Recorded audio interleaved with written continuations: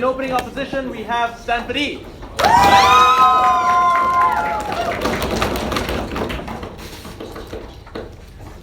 Sorry, speaking first is Danielle. Andrew second. Closing government, we have Harvard B.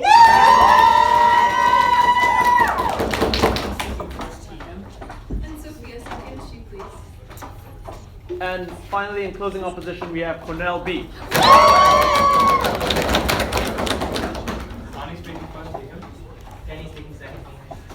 Cool. Without further ado and with great anticipation, I'd like to invite Prime Minister to open the debate. Here.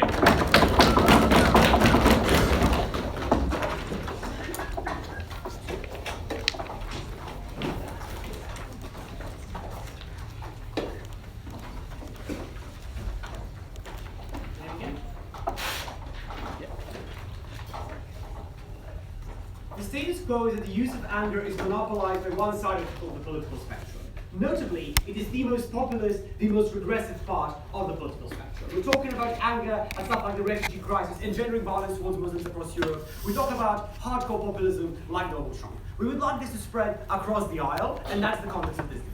What this essentially means is that mainstream media, activists, and politicians do not appeal against anger, do not attempt to de-escalate it, but rather use it openly as a mobilizing tool to tap into anger as an emotion. We would rather have an emotional speech by a person who was a leader of protest than an academic giving facts about what the things are on both sides of the aisle. I think that is relatively clear at the end of the day. We see examples of how this works on the right wing and on the left wing. We say these are opposed. It's very clear to everyone what the debate is. I'm going to prove two things in opening up.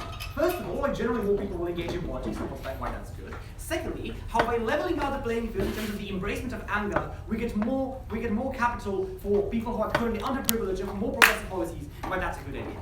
First of all, why will more people engage in politics? Yes. To what extent are you okay with violent protest?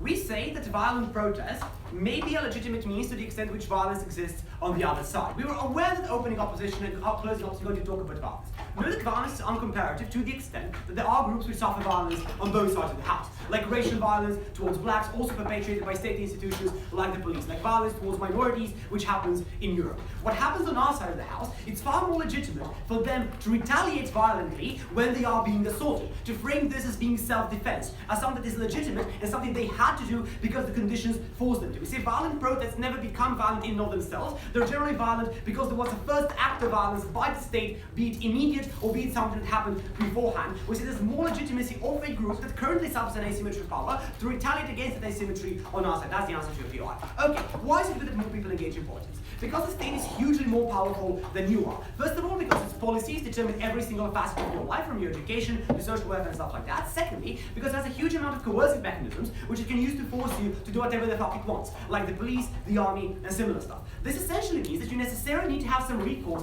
as to control what state policy is going to be, because if you do not, given that the state controls every facet of your life and you cannot opt out of being in a state, you essentially lose the ability to control your destiny, therefore you essentially lose the right to life. We say in the status quo, people do not participate as much as we would like them to. Most often, the lack of participation impacts those communities which are the most disprivileged. They're apathetic, largely because of the bad conditions they live in, because they have lost hope in the fact that the state is potentially going to help them sometime in the future. They are the most problematic here, because they are the people who need to try to seize power over policy the most. Their lives are currently the worst off. The only way they can become better is if they become a political factor which politicians care about, meaning they cater policy to them.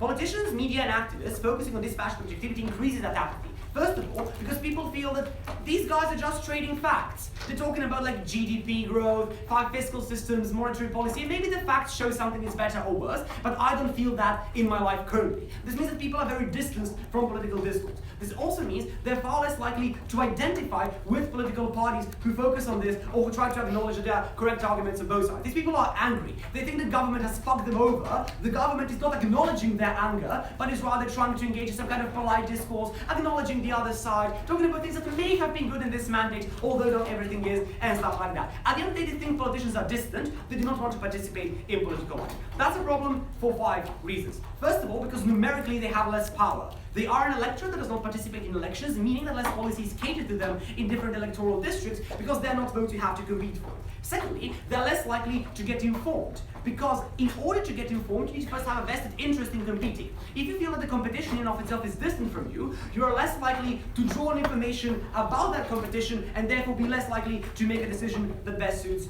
you. Thirdly, they're more likely to vote for populist options because in the status quo, populists get to monopolize anger. They are the only part of the political spectrum that say, we understand you are angry, we're going to solve this. This means that people do not think about whether or not these parties have policies, because at the point where relative deprivation is so high and one party promises to solve it, because you want to hope that there's a solution, you're going to think that is the solution. Note that Trump supporters think that Donald Trump actually brought all his promises to fruition, and that's why we should vote him again. Notably, none of these promises is a policy that betters the life of the American poor. But he proposed a solution, and he actually did it. This is true when he can first get elected by claiming the narrative of being the only one to understand popular anger. Fourthly, political parties embracing anger tends to give people more hope to go through their everyday lives because they feel at least somebody understands them. There is more hope that things are going to get better in the future. This means on your everyday level it's easier to go, but you're also more likely to participate, as I explained earlier. But fifthly, we gain more coalition potential on our side. Because when you have a polarized political spectrum where one party claims the anger of the people and the others try to be dispassionately objective, that party gets to say, I'm the only one who understands you, therefore this means that their political capital is based on them not forming coalitions with other parties, rather forcing government shutdowns when things do not go their way. When every party embraces anger, there's a unifying narrative that we are all angry, we care about you, and the competition becomes about who can deliver better policies for the people. This means parties have a greater incentive to cross the aisle, because by doing so they can deliver big laws, like for example Medicare in the United States of America, which are generally going to get votes from across the entirety of the political spectrum. But this is not only extend to voting. We'd say there's probably going to be more protest, more picketing and stuff like that, which only increases visibility. Before I move on, I'll take a point for closing. Okay, so your argument is that when politicians are less angry, they're likely to do more angry things like shut down governments because the other side is just the bad side. No, absolutely not. What I argue is that very often, because one side does not claim anger and the other does, the one that does is that gets enough places in parliament to be able to blockade governments because they have enough votes. Probably should have listened to what I said. But secondly, we're more likely to get policies that are more progressive for the people that need them. Note that people are more likely to turn out to a Black Lives Matter protest if Black Lives Matter doesn't say, oh, it's really bad for blacks in America, and blacks are like, yeah, we know, that makes us sad. But also, there are some things we have to acknowledge from the right-wing side. Oh, fuck you, there's nothing we have to acknowledge from the right-wing side. They're more likely to turn out to a protest when they say, fuck these people, we're angry at them, go out, protest, show the government that you're visible. What does this mean? This means that for the groups that are potentially the most disenfranchised because of structural race and structural discrimination, we get more of a mobilizing tool because inherently it is the left or the center left that represents them. The left is at a structural disadvantage compared to the right because the left tends to be fractured because it tends to appeal more to policy, whereas the right has a unifying factor in nation, religion, and family. We grant that unifying factor to the left when we equalize it. We also give the chance to more people to empathize because anger is an emotion. Everyone was angry at something. You're more likely to empathize with the anger of a minority if it is shown that this minority has the right to be angry, not just you to be angry at that minority. This is more political support for causes all sides will agree are useful. For these reasons, we beg you to vote for open government. Dinamo Zagreb.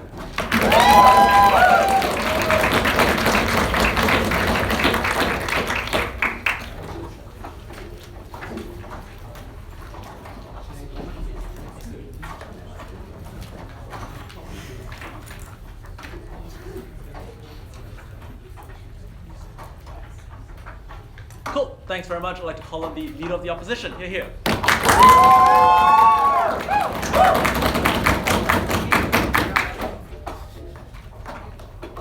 We're all here today because we believe in objectivity. We believe in logical argumentation, in facts, in reasoned debate.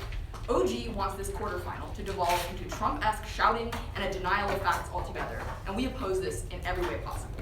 What do we stand for on open competition? First of all, a focus on policies and solutions and ways that you would approach the problem in a reasoned and calm way.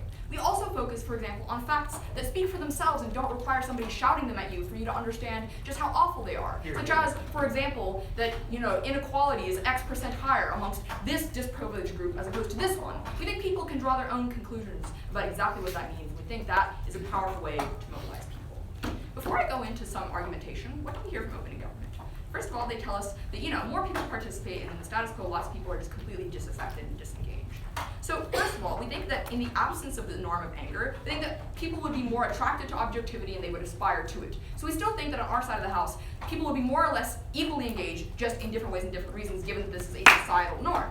But secondly though, even if this is true, we also think that this doesn't really attract more people, just different people. Because yeah, they might attract, unknowledgeable people who are prone to anger, but you also completely lose all the people who do have facts, who do care about those things. All the university scholars that they like to shit on in OG, but are probably net good for public discourse, are totally shut out and are unable to participate. We think they also, even if they get more action, get worse action. First of all, they get less reasoned discussion of policy, of financing of long-term goals, and rather everything devolves into anger about the situation. Secondly, you don't get to cooperate with the other side to actually come to conclusions and solutions we'll tell you about. And thirdly, lead to violence, we'll tell you about that too. Secondly, they talk a lot about populism. So we think that in a counterfactual world where anger was not quite as understood or quite as acceptable in the public discourse sphere and not seen as quite as intuitive or something that's quite convincing, then we think that allowing anger to empower people on their side of the house actually allows populists to rise more because it's considered a norm, because it's considered something that's convincing. In our world, populists would have to switch tactics at the point in which people don't think that is an acceptable way to engage in discourse. We don't find that convincing. Finally,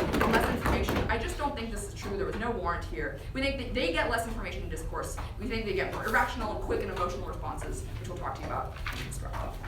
Let's talk about why objectivity is better for discourse. We think anger, as is evidenced in the OG speech, is all-consuming in discourse. It drowns out everything else, right? Because the alternative doesn't sound as good. Literally, the motion calls it dispassionate objective reasoning, which doesn't sound very good, and it's not quite as convincing to the average person. It's also a powerful rhetorical tool. It makes you look like you care. It makes you look like you care a lot about the issue, and you have lots of good ideas, and you're so passionate about it that people don't care about what your solution to the problem is, or the facts backing up your perspective. That's all they care about. We also think news has profit incentives to, for example, promote these views because they're the most palatable. So even if people want to engage in objective discussion, that's not what's going to get covered the most, and that's not what people pay attention to the most. Why is that bad? First of all, just fewer facts, right? This leads us straight to a post-truth society where people can't or won't objectively evaluate issues because there's always going to be somebody yelling at them, not citing any facts, or in fact making things up, and that's considered persuasive and acceptable. And we think that you're never going to win, right? So for example, Donald Trump was able to yell about how there were millions of undocumented immigrants voting, right? Which is incorrect, but the fact that he looked so angry, the fact that we did not prioritize objectivity and facts, meant that he could literally get away with that. We think that means that discourse literally dies at the point at which you don't actually have to back things up. You don't actually have to support yourself with facts. But no, secondly, we think this is just less productive. Because the whole point of discourse, is to bridge gaps. It is to talk to the other side, to get them to understand and work with you, and reach some sort of compromise, right? Maybe they get more angry shouting and more people involved in politics on their side of the house, but nobody can ever bridge that divide and come together and solve the problems. So we get more people talking about it, but no long-term solution. Why is that true? Well, first of all, in order for your anger to be credible, and in order for your community to accept that as persuasive, you literally can't acquiesce to the other side. You can't even look like you might compromise with them on issues that supposedly make you so angry that you can't ever bridge that divide. People will think that you are less credible, they will be less likely to believe you, they think that is really bad. But also we think that anger is kind of an all-consuming emotion. It is something deeply biological and innate. At the point in which you let yourself give into anger, you are much less likely to talk in a reasoned and calm way. We think you scare off the opposition, or they get angry with you in response. You never actually are able to get the kinds of necessary solutions that we need. The impact of this is that you get more yelling, but no problem solving. You need to reach the other side, as I mentioned, because they comprise a lot of the population, in order to fix problems, in order to get political capital, to vote for the kinds of policies you want, in order to convince people that a problem exists and they need to treat others better. And thirdly and finally, we think this leads to more violence because people feel justified in acting on that anger, because you can't just consent to level 1 anger without allowing that to run away into level 2 anger. We think the one leads to the other. As people get more and more angry, that's more acceptable. We think that people give into their basest impulses, such as, for example, the Charlottesville riot, where people were sure angry because they thought white people weren't treated well enough, and that eventually escalated into them literally burning down a village. We have a bunch of facts about climate change, yet people like Trump and Bolsonaro who pull out of the Paris Agreement because they claim that environmental policies are anti-big state and therefore they mobilize anger against that. Probably it would be better if people were angry about fucking climate change. Yeah, okay, so the point is that Trump would not have been able to capitalize on that kind of anger if we didn't find that convincing in the first place, which means that would be a lot less palatable politically and less likely to happen. But next, let's talk about why we think this particular rhetorical tool is less accessible to minorities. We think rhetorical strategies such as anger are only accessible to the best off people in society, people who are allowed to be angry, such as, for example, straight white men. For example, when women try to be angry, they are portrayed as hysterical or PMS depressing, right? When they try to demonstrate that very same emotion. For that reason, I've literally had judges tell me that I seemed like I was hysterical or angry, whereas my opposition, who are often men, were like praised for the very same characteristics, and I was seen as less convincing for trying to reach out to them. For example, black people are depicted as like the stereotypical angry black person who's dangerous when they start to get angry and impassioned, right? We think it's not accessible to those groups of people. I think objectivity, on the other hand, is way more accessible because citing facts is simply harder to dispute, right? You can't say like, oh, I don't think that's credible at the point in which somebody literally shows you the source or the journal article that you were reading for. At the very least, it's a lot less likely. In the absence of facts, in the absence of reasoned debate, we think that people automatically defer to believing to the group of people they find more trustworthy and more capable and acceptable of expressing that kind of anger. What is the impact of this? Well, you crowd out the most vulnerable people. And you lend more credence to a dominant group that really doesn't need that support very much. But then the discourse therefore becomes less diverse. It becomes less centered around who actually needs help and less centered around the main problems in society that center around these groups of people who are often worst off and we should care most about them, right? Even if you're not a liberal, we think diversity of discourse is obviously good, since these things clearly hurt, like for example, social justice warriors and liberal people, who tend to comprise more of women and minorities, as opposed to populists, who are mostly white men and are disproportionately benefited by this. Gov can't poo-poo this away by saying, oh, well, now they can be angry too, because that's literally the status quo.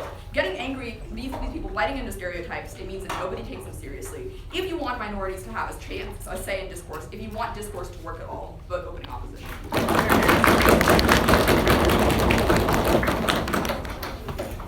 Thanks very much for that speech.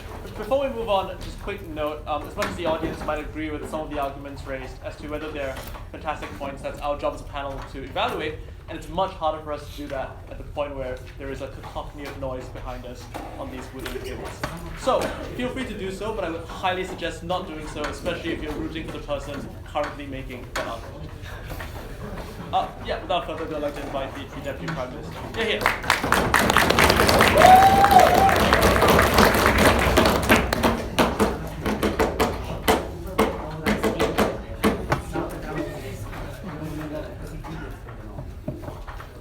Boy, love it. It's really weird watching it like a day. Sit like with the bag. It's quite funny.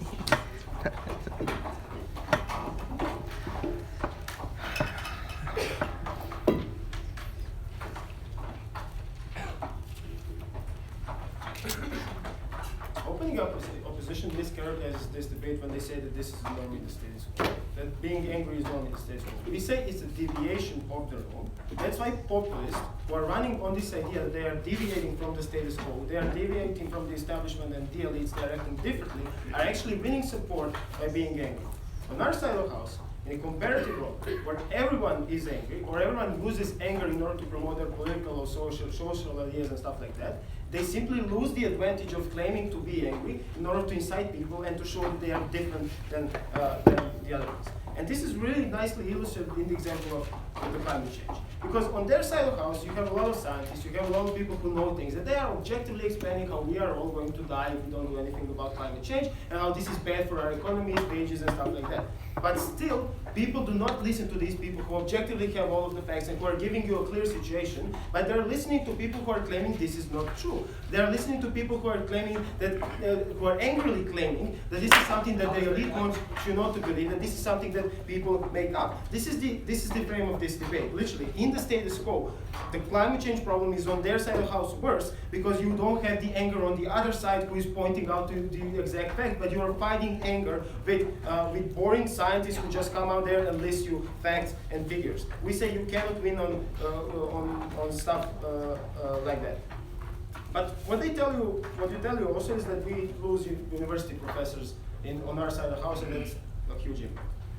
Who is worse for you to lose in this status quo? Are there people who are literally generations of having great education, coming from wealth, coming from privilege, elevating to the facts that they are university professors? In some parts of the world, for example, in South Africa, still reaping on the benefits that, for example, they were white and they are white right now, and they are still in the position of power? Or literally people who you don't otherwise listen in society? Literally people who are angry at the elite, or people who do not get a voice otherwise? We say when you weigh this, we say we can get a little bit less for university professors, shut them out of the discussion, if we introduce more people who otherwise would not be in the discussion. Because when they talk about accessibility, recognize that in order to be objective, you need to have some sort of prerequisites. You need to be able to, for example, have good education. You need to be able to distance yourself from the problem. So it's very easily to talk about like poverty if you are really rich and you say, oh look, but this policy might not actually help the poor in the long run. But if you are poor, you cannot distance yourself from that fact. You're literally living your experiences every day.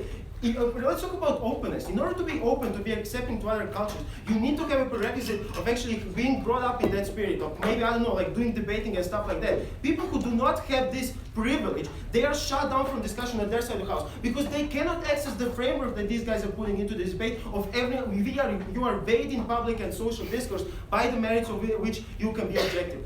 Everyone can be angry. Even university professors can be angry. So on the terms of accessibility, we include more people in. But already recognize that even if we shut off some of these people from debate, they still have audiences, they still going to have like their people who they're going to teach it, they still have influences, but people who are shutting off on their side of the house, they do not have this. Let's talk about coalition potential also, because this was really important here. Because what happens in the status quo is that there are populist parties who in the status quo gain not the majority of votes, but they get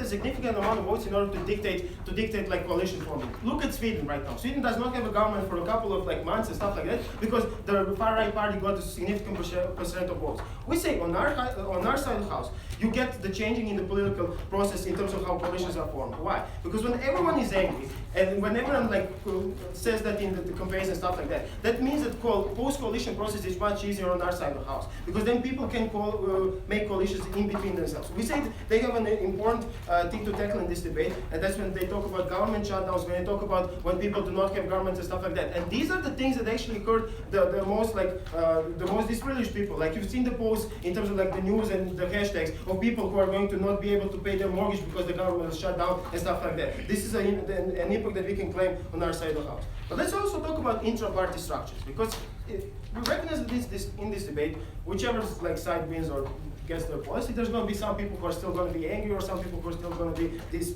like objective and stuff like that.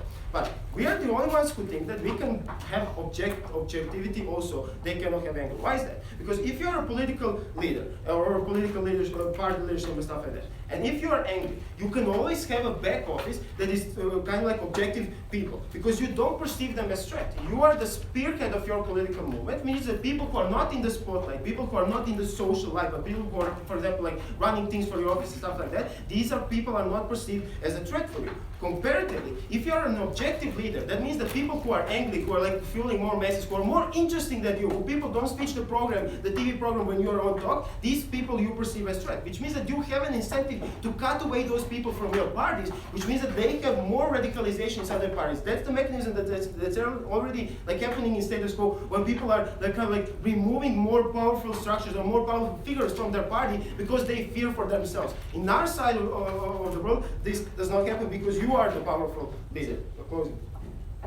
Climate change is exactly the type of policy that requires dispassionate, objective, long-term thinking. On your side, you have people like the Yellow Vest movement protesting a gas tax. You have Donald Trump shutting and supporting coal miners because they're trying to tap into misplaced anger.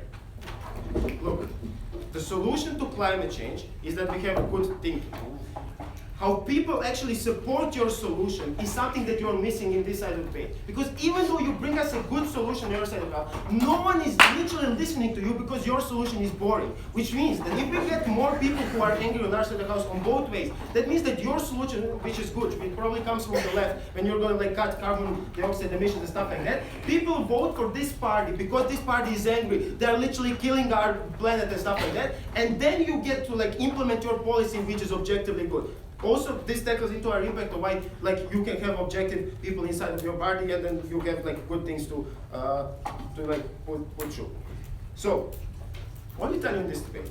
We tell you that there's a gross characterization on opening opposition in this debate. We tell you that the reason why these people are like winning elections all over Europe, all over the world in the status quo, is because they are deviating from the norm with their anger. We show you that when we have anger as the norm in society, you actually get less reaction and you get actually less populist parties on our side of the house. And we also show you that people who are shut off in the status quo, and that is the reason why these people are winning off, you get more of them included in the status quo mainstream political parties once you have anger as the norm.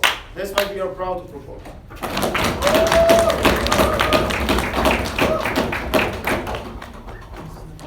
thank you very much. I'd like to welcome the deputy leader of the opposition. Here.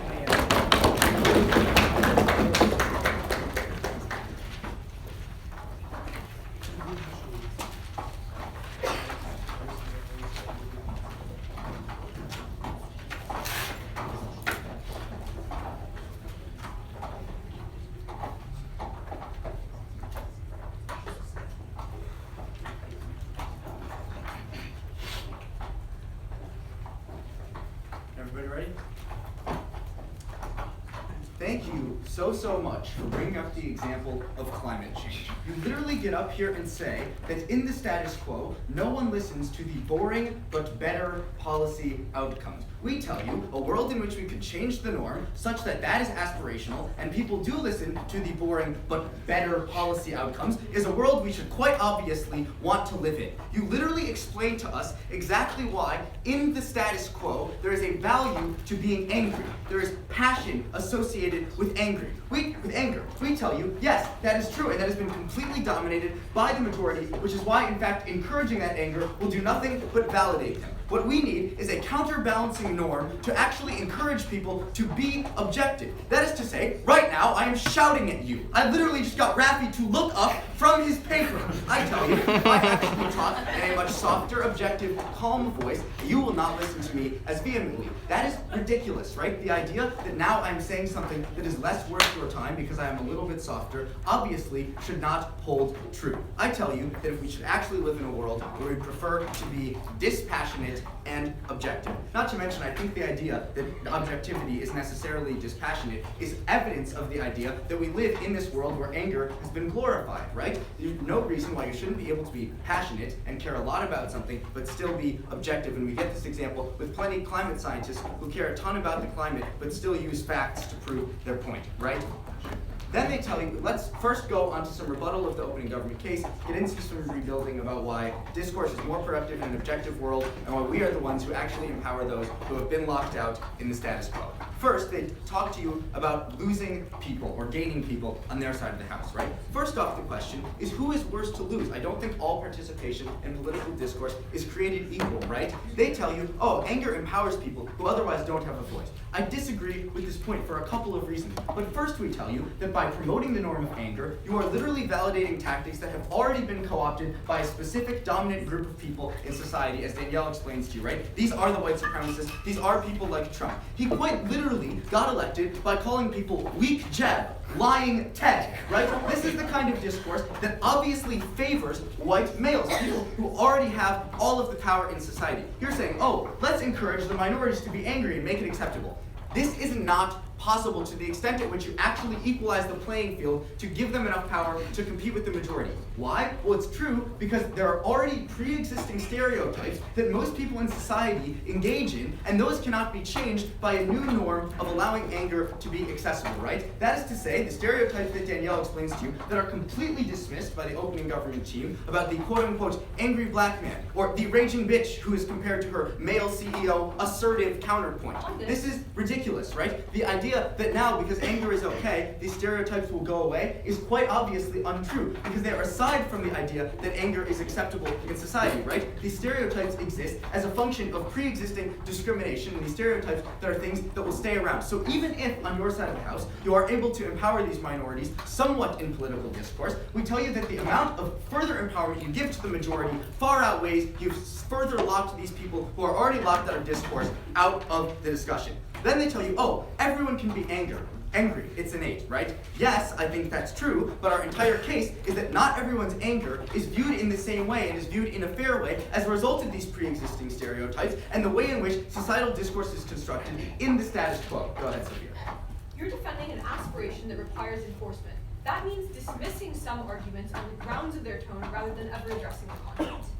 No, I am not defending that. I'm defending a world in which facts are aspirational, where that is the norm, where that is the kind of discourse you want to have, and where anger is in fact the kind of discourse that is looked down upon, right? Then OG starts to talk to you about inter-party discourse, right? They tell you that, oh, you can have all of these objective people in the back office working on the facts while your angry people are out there in front. This seems like a great argument for why facts are good, guys. Like, if you could have more of the people who are actually spreading your message to the broader society, engaging in these facts, then we would quite obviously have a more educated populace, a more informed decision-making body. This seems like a unique good on our side of the house. They tell you, no, people are not actually going to be engaged. We tell you that the people who are only engaged in a world in which anger is aspirational are not necessarily people we want. These aren't just people who are angry because they've been locked out of discourse. These are the people who are angry for no other reason but the fact that they don't understand what's going on. People who understand what's going on and have facts to back up their anger will obviously still be inclined to engage on our side of the house where facts are aspirational.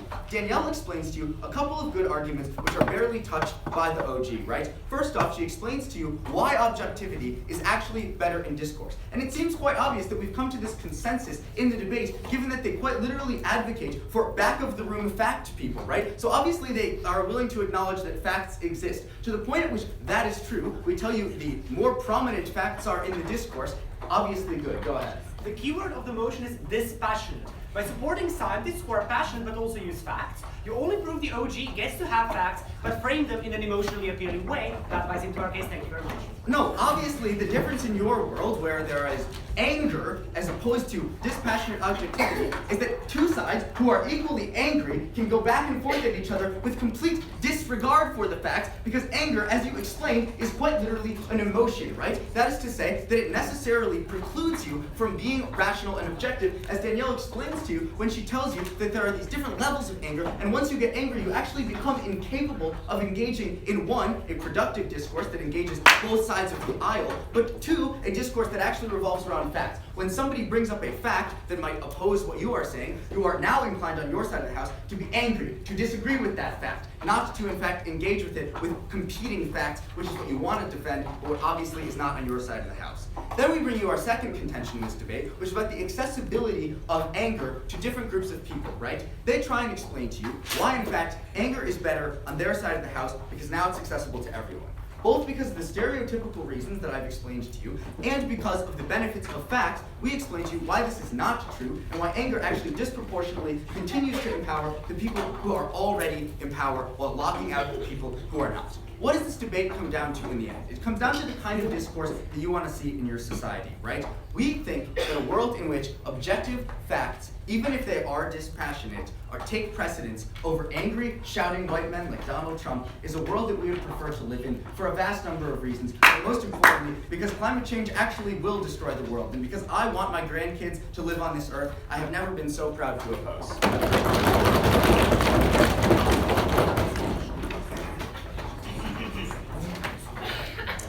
Thank you very much. I'd like to welcome the member of government.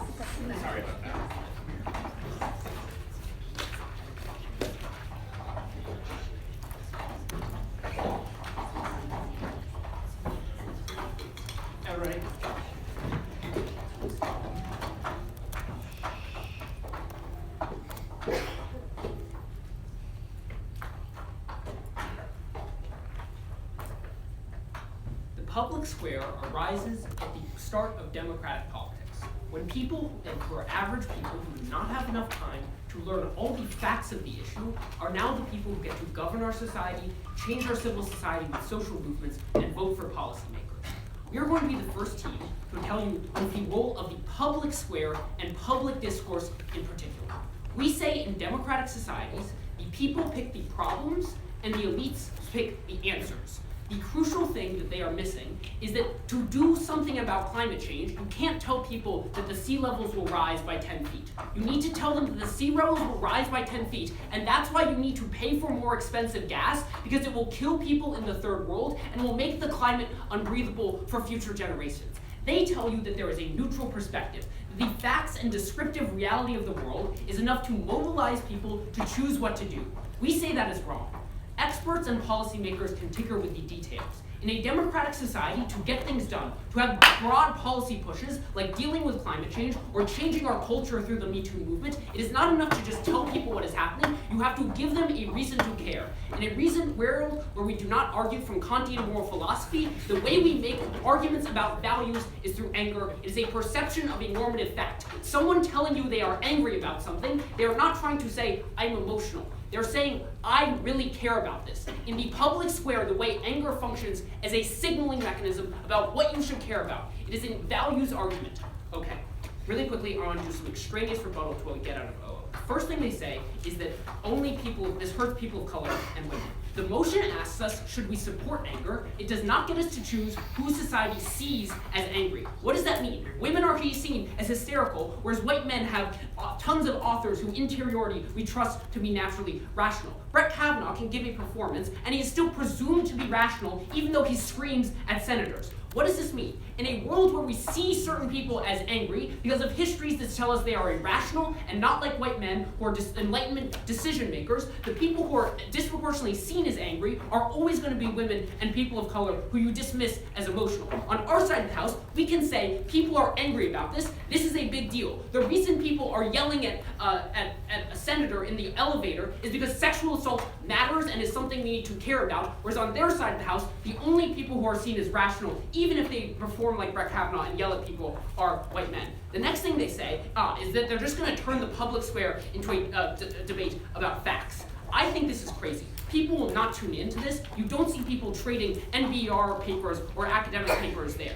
At the end of the day, what you need in a democratic society is this. You don't need the public square to decide what is the best healthcare outcome. You need the public square to give people the mandate to exert societal resources to certain ends. You don't need to say, Obamacare is better than single payer. What you need to say, people need to care about the idea that their fellow citizens do not have health care, and we need to exert societal resources to do this.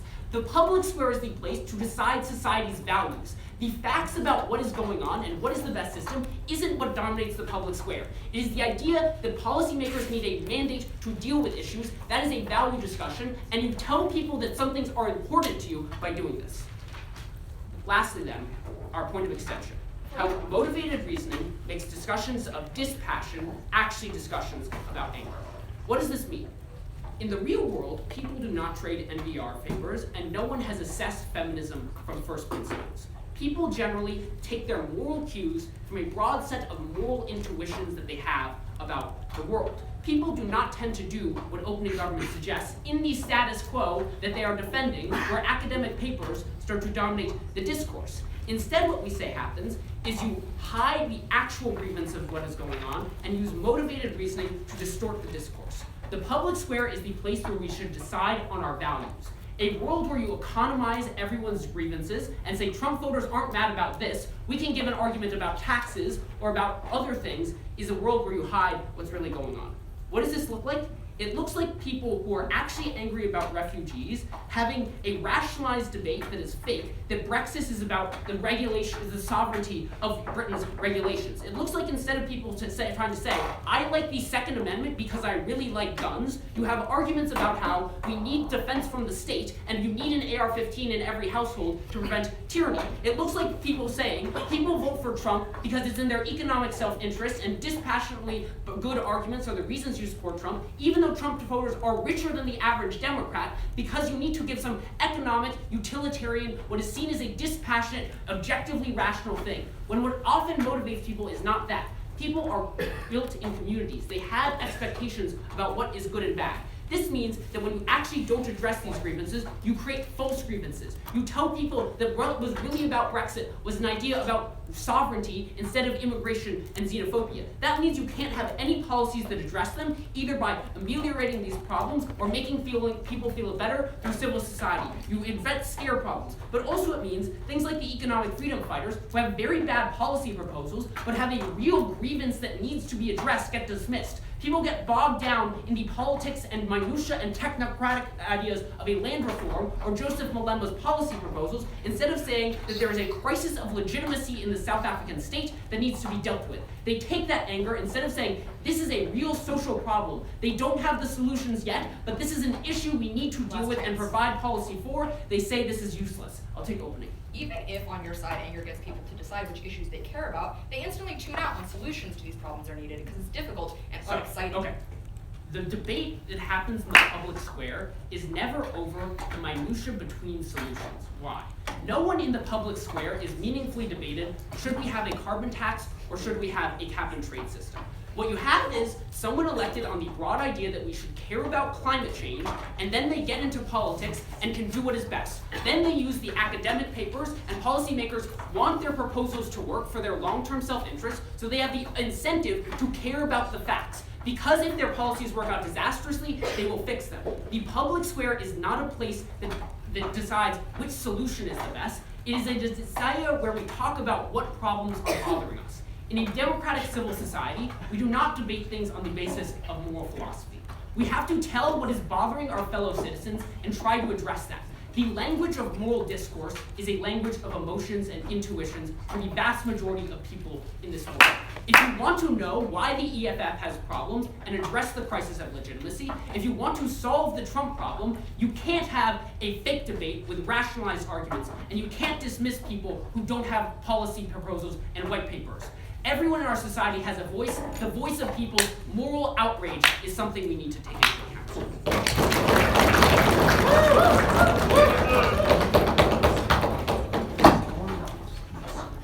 Thank you very much. I'd like to call on the member of opposition here.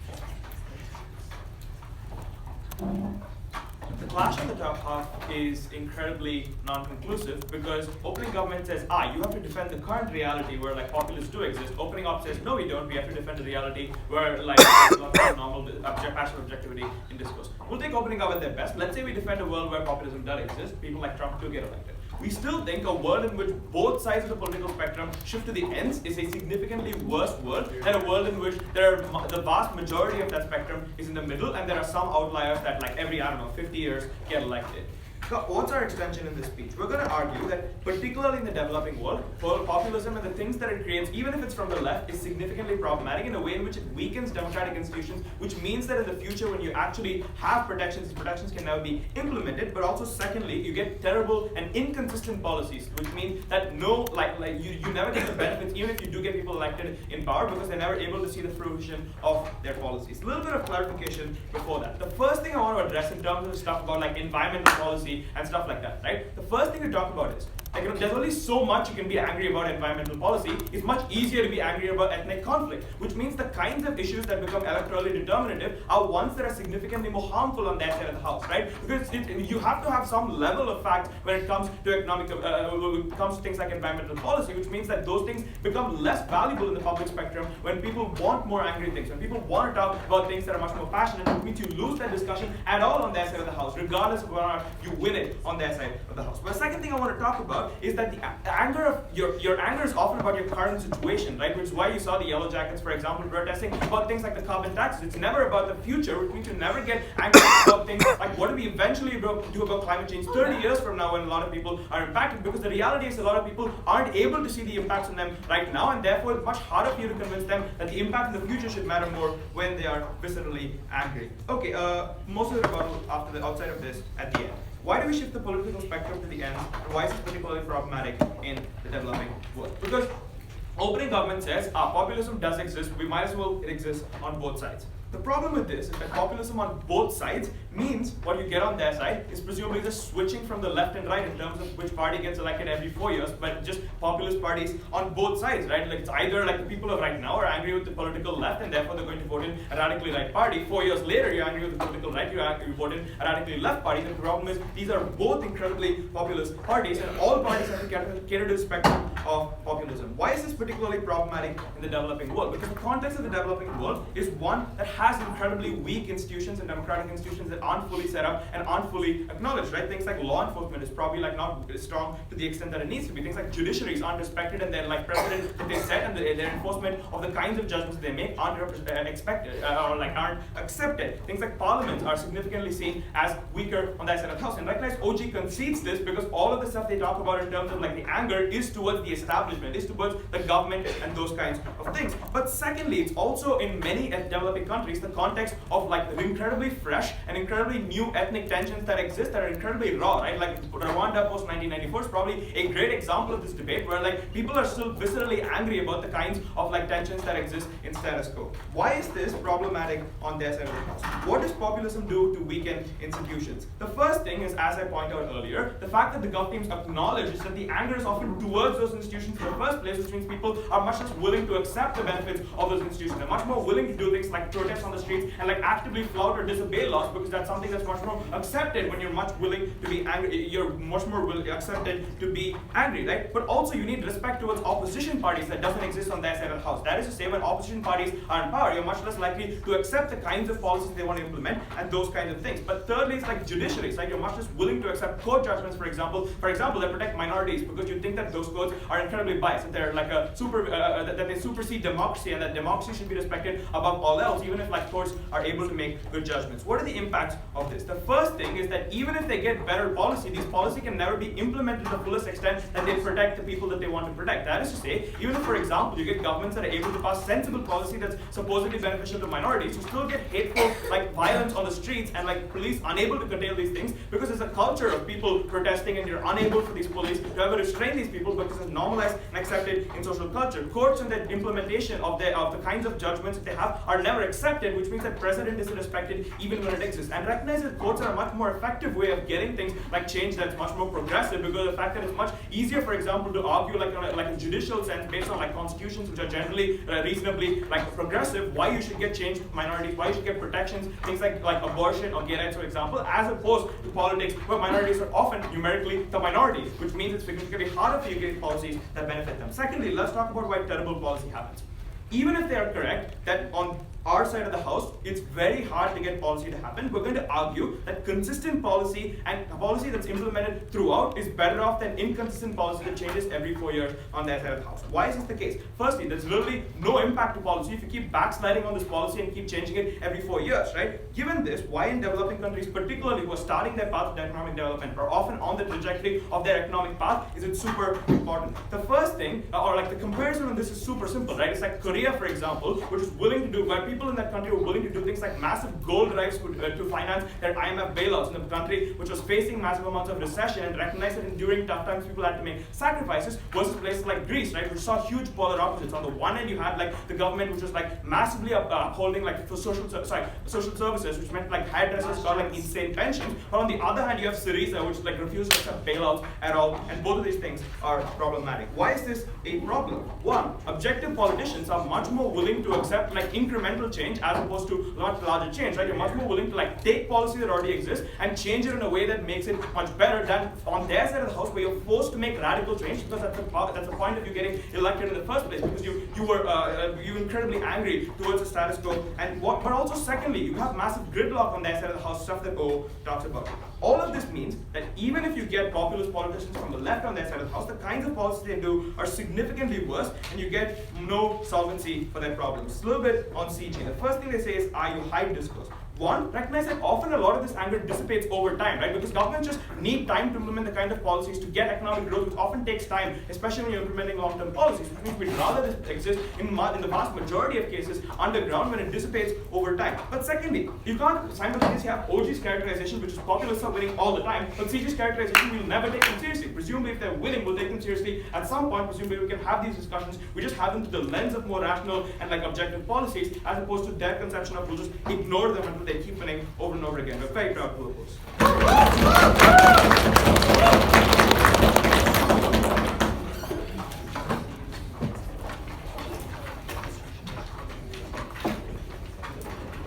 Thanks very much. I'd like to call on the last speaker on the government side, the GovWhip. Here.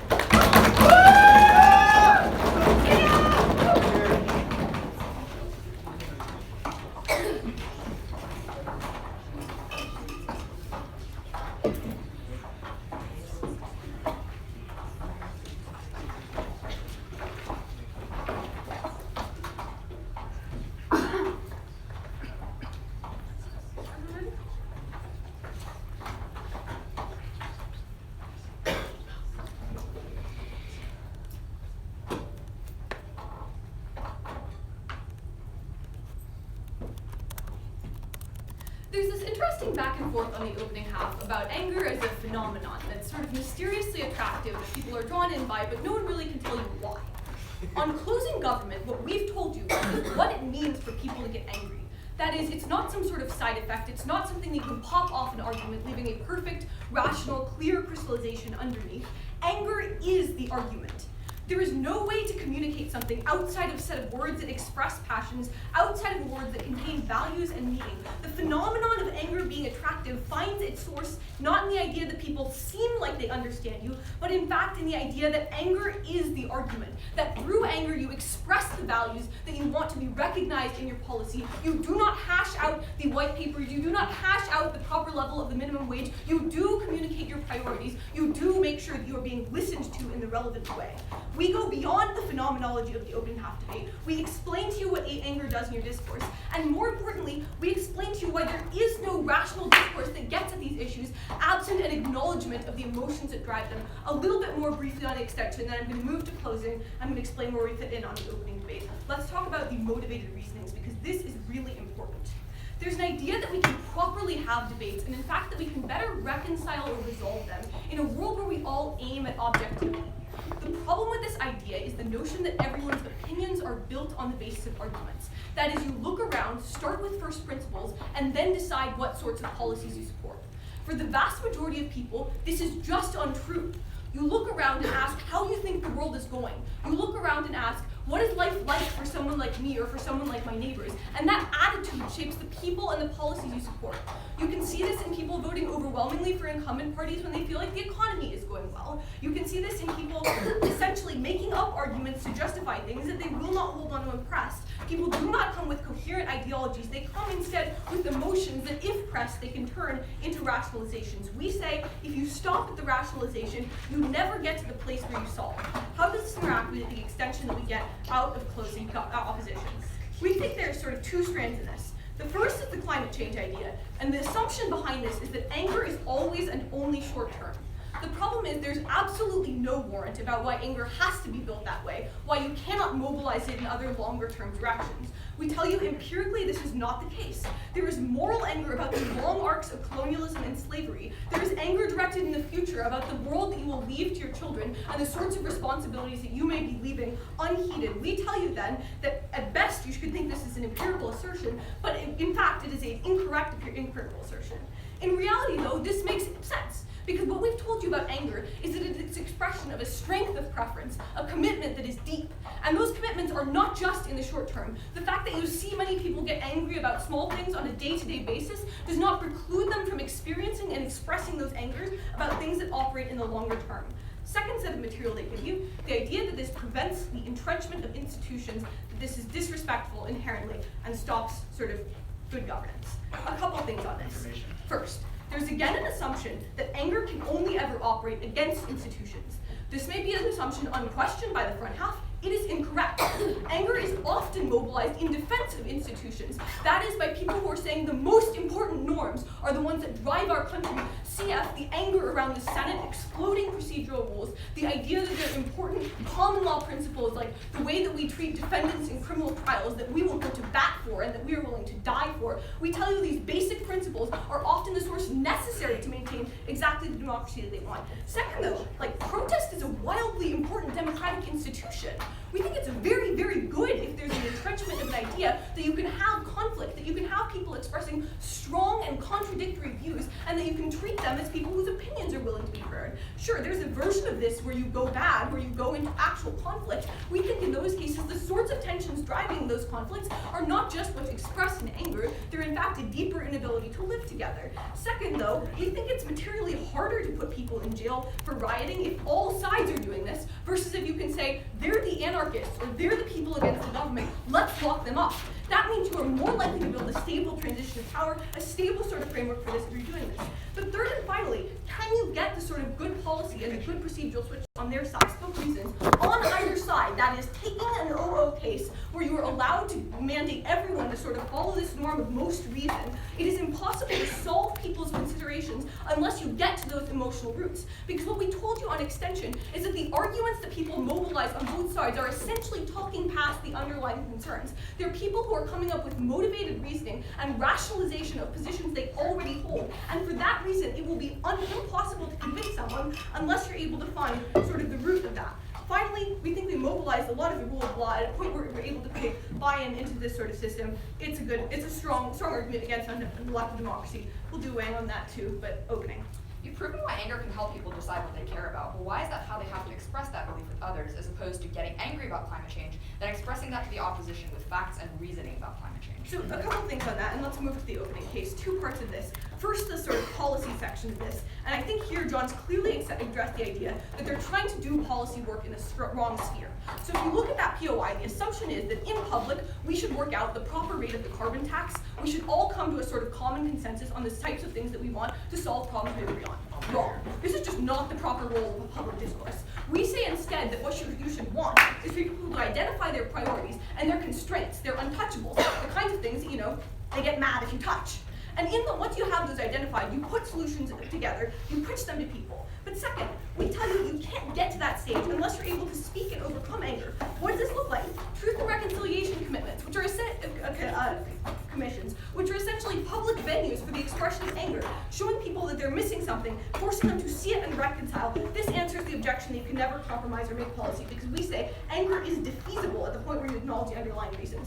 Finally, who is able to access anger? We give you arguments that are deeper than the sort of contingent factor of education on our opening bench. What we tell you is you can't beat the objection that you are the one who is less objective. There will always be someone in the room who you call less objective. And in fact, creating a norm, an aspiration of putting away your anger is a burden on people, both an emotional burden, but also a method of criticizing people without addressing their underlying arguments, the underlying problems that they're identifying in the system. At the point where you legitimize anger, you stop it from being a hit against people like women. You stop people like Dr. Christine Blasey Ford from having to look perfect and act perfect as they give their arguments. You give people room to maneuver, express the values that we say, allow them to be listened to, heard, and addressed in a functioning civil society. Very proud to